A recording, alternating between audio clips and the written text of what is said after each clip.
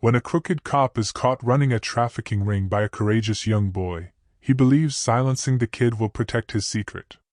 But he's gravely mistaken.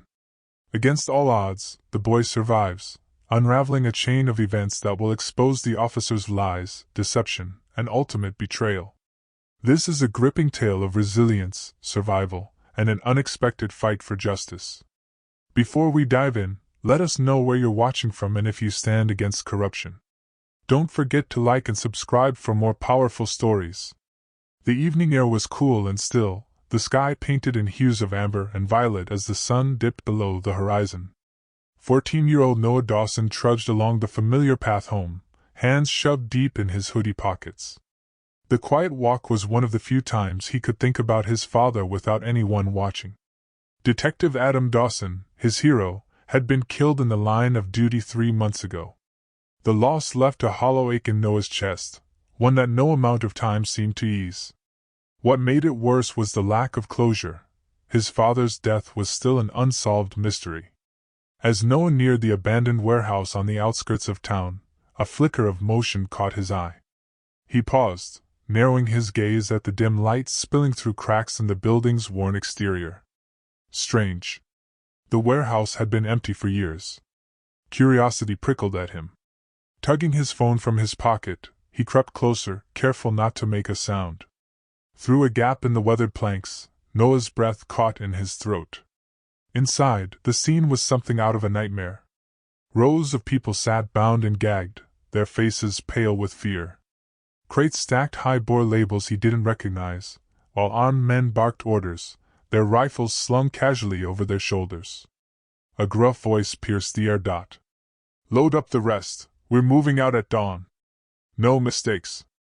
Noah's heart raced as he fumbled to switch on his phone's camera. He snapped a few shaky photos, his hands trembling with adrenaline. Every instinct screamed at him to run, but he forced himself to stay long enough to record snippets of the men's conversation. "The boss doesn't want any loose ends," one of them muttered. "Then we'll make sure there aren't any," another replied with a chilling smirk. A loose board creaked beneath Noah's foot, and he froze. The men didn't appear to hear it, but the noise was enough to snap his nerve. Quietly backing away, Noah turned and bolted into the woods, his heart hammering against his ribs. Branches clawed at his arms as he ran, his mind racing. He needed to find help. He needed someone to see the photos. After what felt like forever, he stumbled onto the main road and spotted a patrol car parked beneath a streetlight. Relief washed over him as he recognized the officer stepping out, Daniel Reed, a well-respected figure in the community. Noah had seen him at school assemblies, talking about safety and serving as a role model for kids. "Officer Reed!" Noah called, waving frantically. "You have to help me." Reed's face creased with worry as Noah reached him, panting and clutching his phone. "Noah? What's going on?" "There's something at the warehouse. People tied up, drugs, guns." "I took photos." Noah rushed out, thrusting his phone toward the officer. "You have to do something." Reed took the phone, his expression unreadable as he scrolled through the images. For a moment, Noah felt like he could finally breathe. But then Reed's demeanor changed, his jaw tightened, and a cold, calculating glint flashed in his eyes. "You did the right thing, Noah," Reed said, his tone calm but hollow. "I'll handle it from here." Noah frowned, sensing something was wrong. "Wait, I can." Before he could finish, pain exploded at the back of his head. The world spun as he crumpled to the ground, darkness swallowing him whole. When Noah stirred briefly, he was lying on damp earth. His vision wavered, but he caught glimpses of a man dragging him into a ditch. Gravel scraped his cheek as he was rolled onto his side. The man crouched beside him, muttering under his breath. "Should have kept your nose out of it, kid," he said, patting Noah's pockets until he found the phone. He smashed it against the rock, the shattering glass echoing in the still night. Satisfied, he straightened, leaving Noah crumpled in the ditch before disappearing into the distance. The next morning, the world stirred to life with the sound of birds chirping and joggers padding along their routes. A middle-aged man out for his daily run skidded to a halt when he spotted a figure lying motionless near the roadside. "Oh my God!" he whispered, pulling out his phone to call 911. Paramedics arrived quickly, loading the unconscious boy onto a stretcher and rushing him to the hospital. Emma Dawson was notified within the hour. When she arrived, her breath caught at the sight of her son, pale and still, hooked up to machines that beeped rhythmically. "What happened to my boy?" she demanded, tears streaming down her cheeks. "Who did this to him?" Reed was among the officers who responded to the scene, his face carefully schooled into concern. "We'll investigate every lead, Mrs. Dawson," he said gravely. "It looks like a mugging. We'll find the person responsible." As Emma clung to her son's hand, willing him to wake up, she couldn't shake the feeling that something was horribly amiss. The days passed slowly. News of Noah's attack spread quickly through their small town. Friends, neighbors, and even strangers dropped off casseroles, cards, and flowers at the hospital. Emma appreciated their kindness, but it felt hollow. None of it could answer the burning questions in her mind. Who had done this? And why? One night, unable to sit idly any longer, Emma visited the places Noah might have passed that night. The corner store clerk remembered seeing him, but nothing unusual. A jogger recalled a patrol car near the ditch, but couldn't provide more details. When Emma asked about the warehouse, people grew tight-lipped, their eyes shifting away. One older man whispered, "You don't want to go snooping around there, Mrs. Dawson. It's bad news." Emma pressed him, but he shook his head and walked off, leaving her more frustrated than ever. Meanwhile, Reed maintained his polished image as the town's protector. He dropped by the hospital regularly, checking on Emma and Noah. To everyone else, his presence was comforting, but Emma couldn't ignore the discomfort roiling in her gut. He seemed too composed, too detached whenever he spoke about the investigation. Behind the scenes, Reed worked furiously to cover his tracks. The night after Noah's attack, he and his men emptied the warehouse, removing every trace of the trafficking operation. The captives were moved, and the contraband relocated to another state. By morning the building was bare, its walls silent witnesses to what had happened. When Emma returned to the warehouse, hoping to find some clue, she found it scrubbed clean. The crates, the captives, the lights, all gone. The air was thick with the smell of bleach, as if someone had erased every hint of what had transpired. Her heart sank. Whoever was behind this knew how to hide their trail. But Emma wasn't giving up. She would find out what happened to her son. She would uncover the truth. And she would make sure those responsible paid. Emma returned to the hospital one evening to find Officer Daniel Reed sitting in the waiting room, chatting with a nurse. At the sight of him, her skin prickled with unease. "How's Noah doing today?" he asked, his voice full of practiced sympathy. "The same as before," Emma replied curtly, not meeting his eyes. "No change."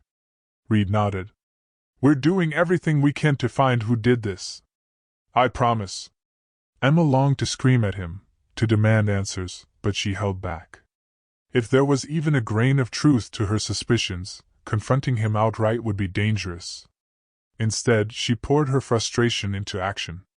That night, she returned to the warehouse, hoping to find anything that might explain why Noah had been there.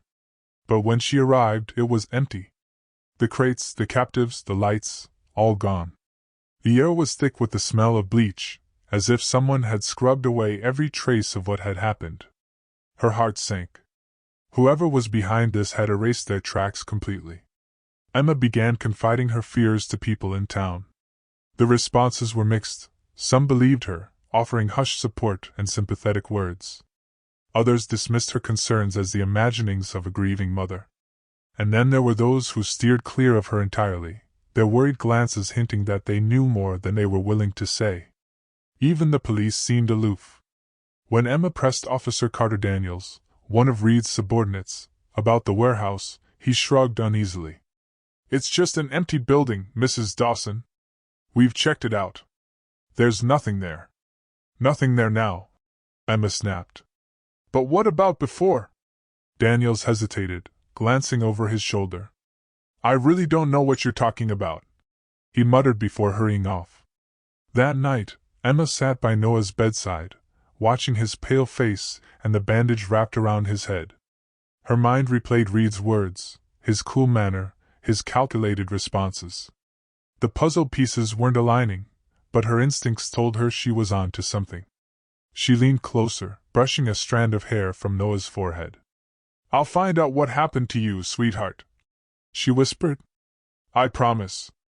Noah's fingers twitched slightly in response, a faint spark of hope in an otherwise bleak moment.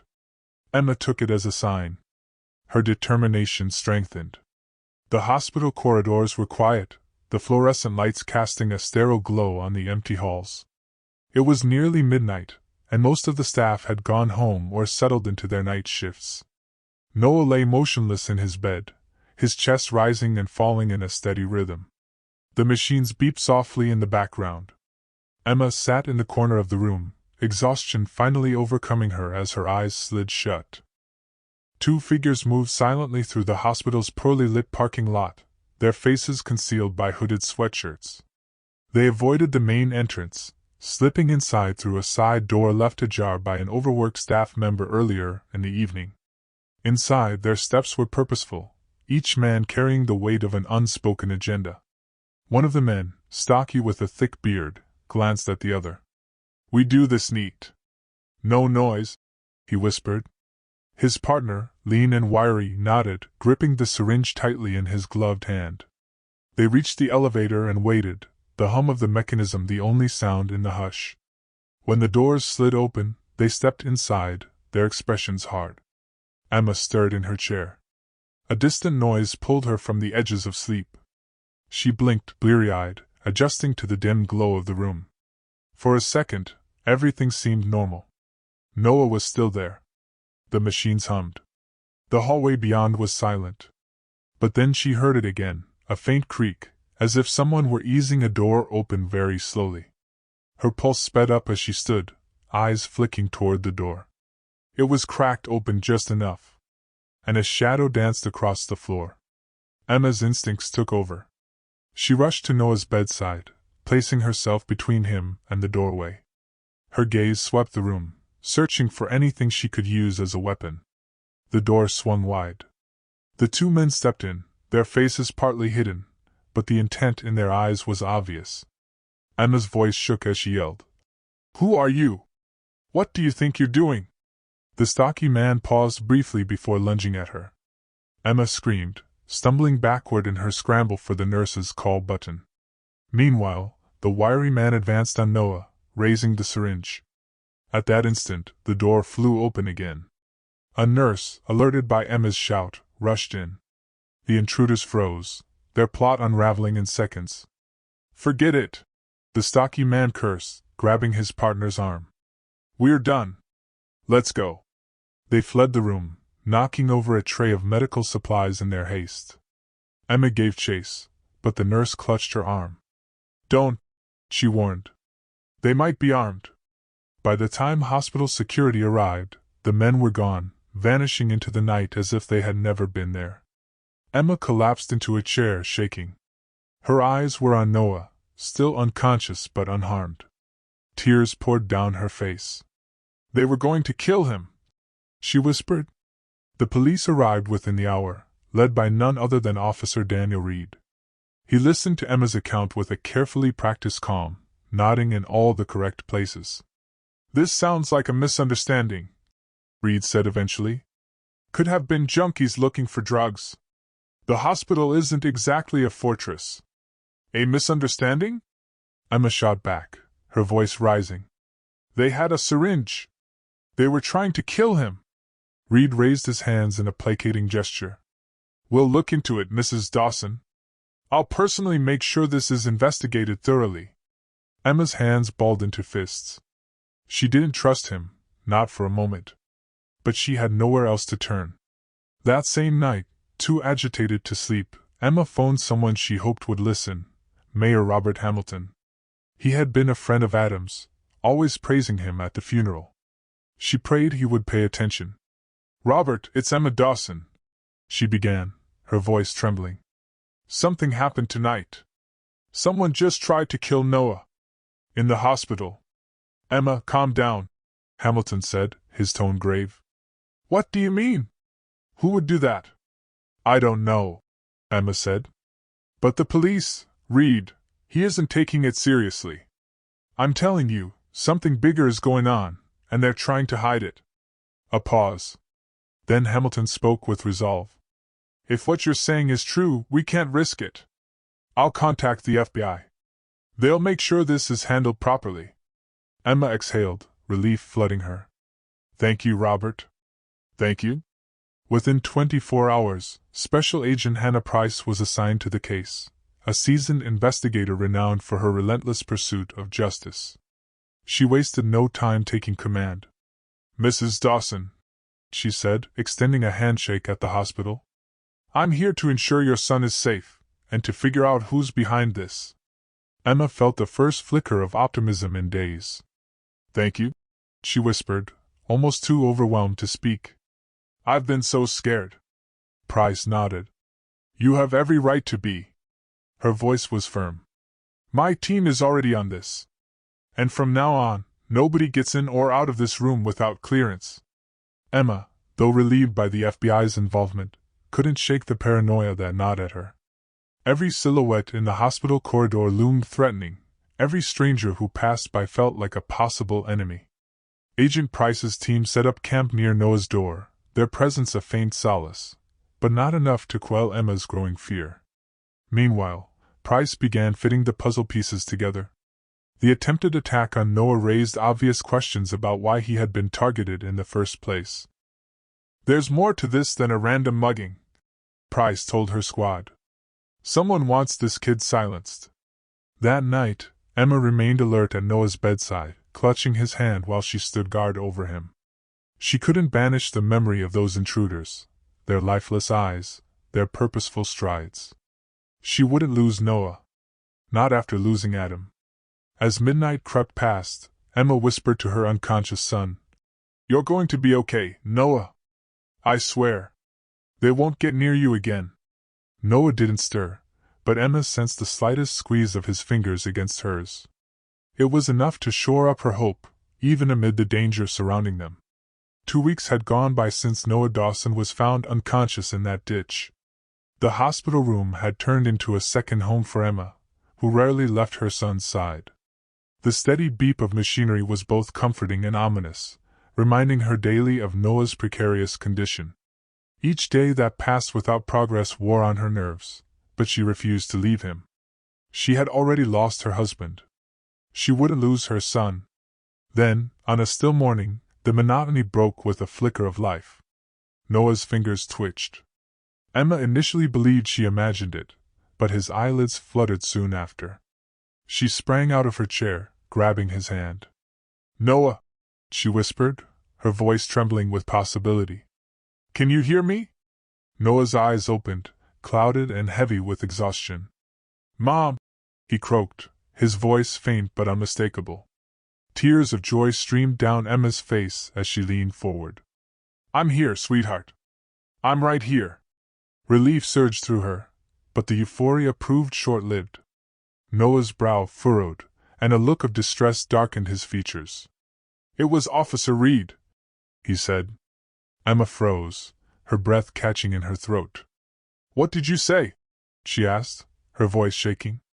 It was Reed, Noah repeated, speaking more firmly this time.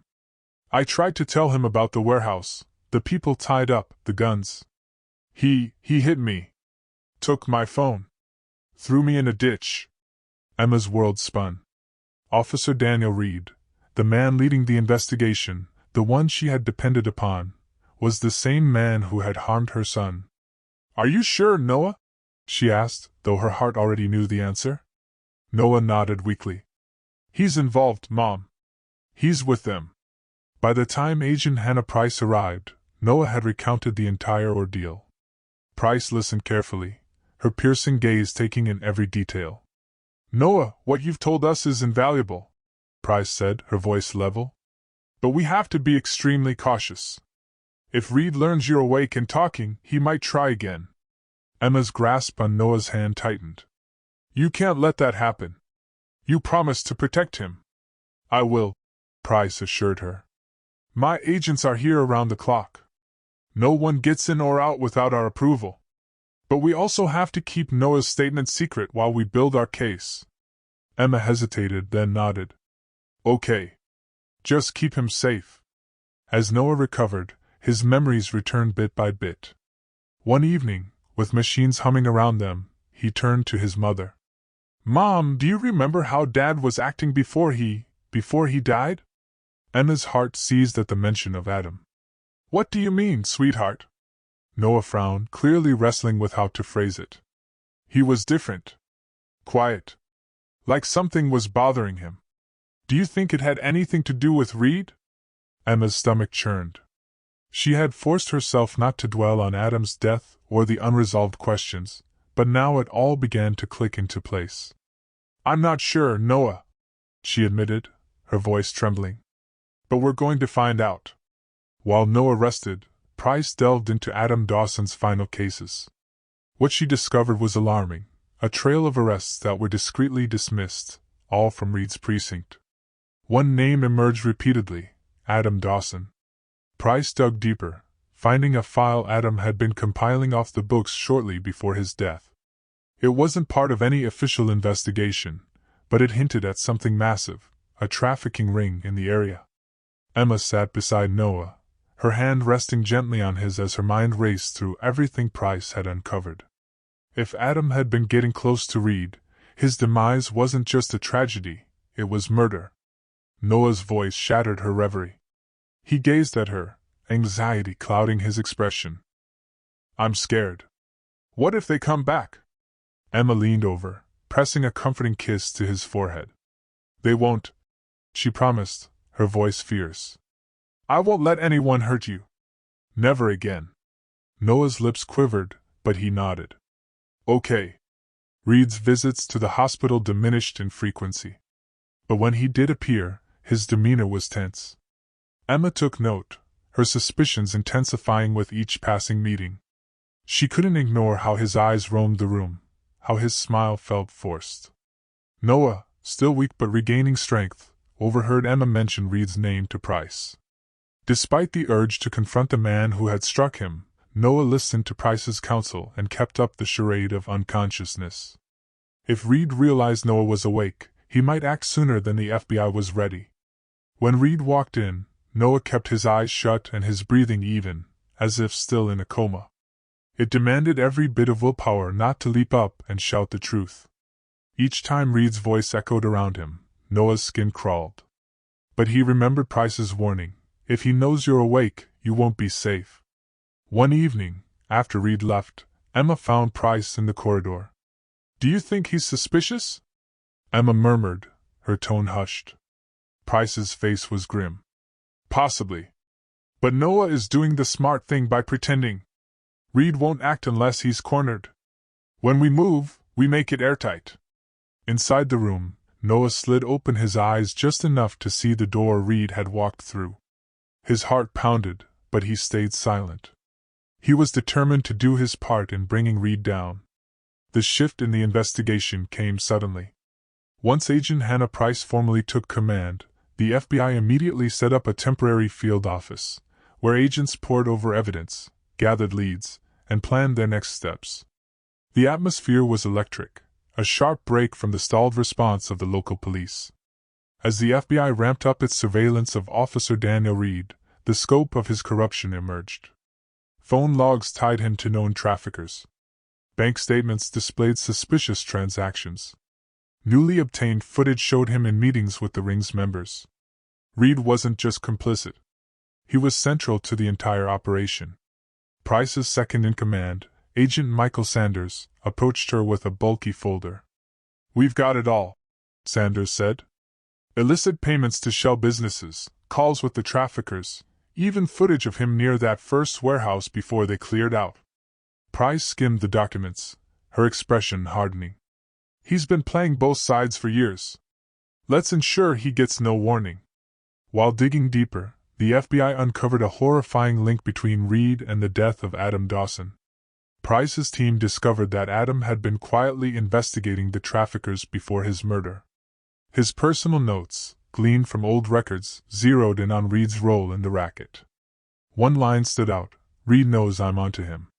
He's worried I'm getting too close." Price shared this finding with Emma during a hushed moment at the hospital. "Your husband didn't just die in the line of duty," she said gently. "He was eliminated." Emma went pale, gripping the arms of her chair. "Adam always said he was on to something big. He never told me details. He claimed it was safer if I didn't know." Price nodded solemnly. "He was a courageous man. He got too close to unmasking Reed, and they made sure he couldn't do it." Emma swallowed hard, her mind racing. The realization was almost too much to bear. The man she had trusted to investigate her husband's murder had been the very person responsible. As Noah rested, Price and her team dug even deeper. What they found only solidified the case against Reed. The transactions linked to him led to shell corporations used for money laundering. The surveillance footage from a traffic camera showed him near the warehouse just days before Noah's attack. And then came the final, damning piece of evidence: an audio recording. One of Reed's former associates had turned informant. With the FBI's help, he had secretly recorded a conversation with Reed. "If the kid had kept his mouth shut, we wouldn't be in this mess." Reed's voice snarled through the static. "Same with Dawson. He wouldn't back off. He forced my hand." Price played the recording for Emma in private. When she heard Reed's voice confessing, admitting what he had done to Adam and Noah, she covered her mouth in horror. It was real. There was no more doubt. Emma's hands balled into fists. "So what now?" she asked, her voice shaking. Price's gaze hardened. "We move. And we don't just take down Reed. We take down the entire operation." The FBI's focus shifted to the trafficking ring Reed had been protecting. They tracked its new base of operations, a larger facility in a neighboring city. "This is it," Price declared in a briefing. "We've confirmed Reed has made numerous trips there. We strike now and shut them down." The plan was direct yet perilous: a coordinated raid to dismantle the ring, rescue the captives, and arrest every person involved, Reed included. The tactical teams prepped long into the night, rehearsing entry methods and examining warehouse diagrams. "No slip-ups," Price warned. "If they catch the slightest hint, they'll vanish." Meanwhile, Emma and Noah were placed in a secure location arranged by the FBI. Although relieved to be out of immediate harm's way, the distance from the operation weighed on Emma's mind. Noah spent the evening restlessly sketching every detail he could recall about the warehouse. "You're doing great," Emma soothed, brushing a hand through his hair. "Your dad would be so proud." Noah nodded, his jaw set with determination. "They have to stop him, Mom." "For Dad." "They will," Emma promised, her voice unwavering. "They will." The darkness was thick with suspense as the FBI squad converged on the warehouse, finishing their last-minute preparations for the dawn raid. Agent Hannah Price stood at the front, giving the final rundown. "This is a high-stakes operation," she reminded them. "We've confirmed hostages inside. There are illegal goods and potentially violent suspects. Our top priority is the captive's safety and collecting evidence to prosecute everyone involved." As the team departed in unmarked vans, Price checked her watch. Surprise was the key element. Failure wasn't an option. The warehouse emerged on the horizon, a looming shape against the faint glow of sunrise. Tactical agents took position, their boots quiet on the gravel. Price gave the go-ahead, and within seconds the perimeter was breached. The banging of doors echoed in the hush, accompanied by shouts of "FBI! Down on the floor!" Inside, chaos erupted. Criminals scrambled, some snatching weapons, others diving for cover. The agents pressed in systematically, securing each corner of the warehouse. Terrified captives huddled in the shadows, ropes binding their wrists, fear etched onto their faces. Price made sure they were quickly freed. "Get them out, medics are waiting," she instructed. One girl, barely 10 years old, clung to an agent's sleeve, sobbing as she described what she had endured. "They were going to sell us," she whimpered. "They said we'd disappear." Price crouched beside her, her voice soothing yet firm. "You're safe now. Nobody's going to hurt you again." In one section of the warehouse, agents found boxes of drugs, firearms, and stacks of cash. Among the haul were damning records, logs of transactions, shipping routes, and cryptic codes. Price's agents meticulously photographed and seized everything. "This is enough to bury them," Agent Sanders announced, flipping through a ledger. Then came the radio transmission. "We've got movement. Reed heading south." Price's stomach sank. "Lock down the exits," she commanded. But it was too late. Reed, well aware of the building's layout, had slipped out a side entrance during the commotion. By the time agents reached the back lot, tire tracks in the dirt told the story. He was on the run. When the raid concluded, the captives were ushered into ambulances for treatment, and the criminals were loaded into police vans. The young girl who had spoken to Price earlier gave a thorough statement. "I saw him," she insisted, still shaking. "The man you're after. He gave the orders. He said no one would ever find us." Her words, combined with Noah's testimony and the trove of evidence from the raid, further reinforced the case against Reed and his associates. But Price remained unsettled. He was still out there. Back at the field office, she addressed her team. "We've destroyed their major hub. But this isn't over. Reed is desperate now. And desperate men make mistakes." The walls were closing in on Daniel Reed. The FBI intercepted communications revealing his next move. He had fled to a secluded cabin deep in the woods, taking one final hostage with him. A young girl.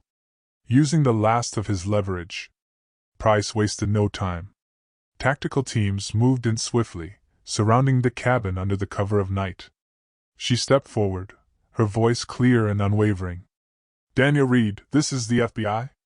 We know you're in there. Let the girl go." Inside, Reed prowled like a caged wolf, gun in hand. The little girl cowered on a threadbare sofa, her wrists bound, tears glinting on her cheeks. "You don't control anything, Price," Reed yelled. "Come near this door, and she's done for." Price didn't flinch. "Hurting her won't help you, Reed. You know how this ends." Reed snarled. "You have no idea what you're dealing with." As the standoff dragged on, Reed grew more erratic. He moved closer to the doorway, barking threats. Which was all the FBI needed. Agents slipped in through the rear, working with silent precision. When Reed finally noticed, it was too late. "No!" he roared, swinging his gun upward. A flash bang detonated, flooding his vision with blinding light and deafening noise. The girl screamed as agents stormed in, whisking her to safety. Reed fought viciously, flailing at the agents. But he was no match for their training. Within seconds he was pinned to the floor, handcuffs ratcheting around his wrists. Outside, the young girl sobbed into Price's shoulder. "You're okay now," Price murmured. "No one will ever hurt you again." Dragged from the cabin, Reed glared at Price with unbridled hatred. "You think this changes anything?" he spat. "Someone else will take my place." Price met his stare coldly. "Not tonight." The courtroom was packed when Reed faced trial. The weight of his crimes was undeniable. Noah took the stand, his voice unwavering as he recounted everything. "He wasn't just part of it," he told the jury. "He was running it." The verdict came swiftly. Guilty. On all counts. Sentenced to life without parole. Emma and Noah emerged from the courthouse, a wave of relief washing over them. Price stood nearby, watching them. Noah turned to his mother. "Do you think Dad would be proud?" Emma draped an arm around his shoulders. "I know he would be." They walked home together, leaving the darkness behind. For the first time in a long while, they felt peace. If you enjoyed this nail-biting story, be sure to like the video and subscribe to the channel so that you never miss another video.